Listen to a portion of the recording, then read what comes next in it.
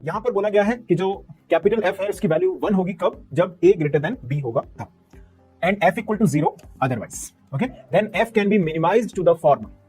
आपसे बोला गया है कि जो कैपिटल एफ है उसे हम किस तरीके से मिनिमाइज्ड फॉर्म में रिप्रेजेंट कर सकते हैं। अंडरस्टूड है बात सभी को?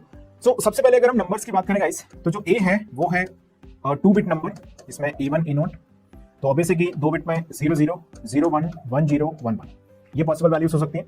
डेफिनेटली जो बी है वो भी क्या है, 2 बिट का ही नंबर है।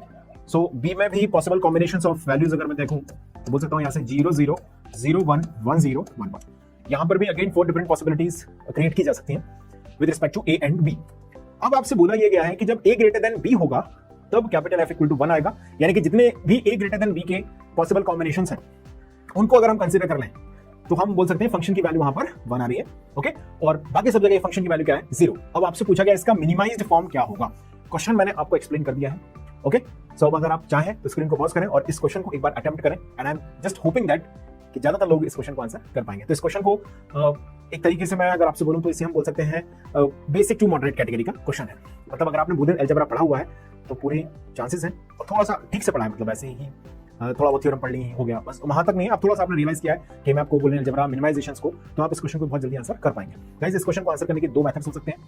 पहला है हम इसे डायरेक्ट के-मैप से सॉल्व कर दें, जो कि मैं यहां पर करने वाला हूं। दूसरा, हम इसे कंपैरेटर के कॉन्सेप्ट से भी सॉल्व कर सकते हैं।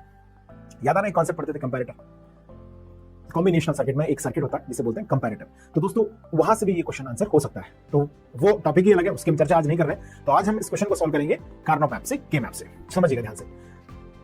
एक तरीका तो ये है मैं इसका ट्रुथ टेबल बना लूं सीधा और ए बी की वैल्यूज को कंपेयर करूं, अकॉर्डिंगली वहां पर लॉजिक 1 लिखता जाऊं और उसका एक्सप्रेशन मैं यूज करके फिर उसका मिनिमाइजेशन कर दूं। एक तरीका तो वो हो गया। दूसरा तरीका क्या हो सकता है, हम डायरेक्ट के मैप बना के भी इसको सॉल्व कर सकते हैं। देखिएगा ध्यान से। सो जो फंक्शन कैपिटल एफ हमारे पास आ रहा है A1 A0 B1 B0, guys ये फंक्शन है 4 वेरिएबल का, तो हम एक 4x4 के मैप यहां पर बना सकते हैं। सी, यहां पर हमने बनाया एक 4x4 का के मैप।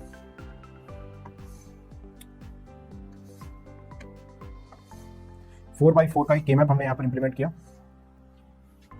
जिसमें एज यूजुअल जो फंक्शन कैपिटल एफ हम कंसीडर कर रहे हैं वो हमने लिखा। और फंक्शन किस तरह से देखिएगा ध्यान से, A1 A0 B1 B0, यानी कि इधर मैंने लिखा A1 A0 B1 B0।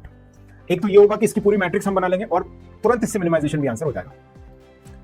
क्या करना चाहिए देखिए, 0 0 0 1 1 1 1 0। ओके, इस तरीके से यहां पर 0 0 0 1 1 1 1 0। अंडरस्टूड इतना सभी को? चलिए अब हम डायरेक्टली हमारे पास जो वैल्यूज कॉम्बिनेशन है उसमें 0 1 को फिलअप करते जाएंगे। ध्यान से समझना, बहुत सिंपल चीज है, एक बार में आपको समझ आएगी। एक्चुअली हमने यहाँ पर जो लिखा है, मैं ये बोल सकता हूँ कि ये ए है और ये बी है।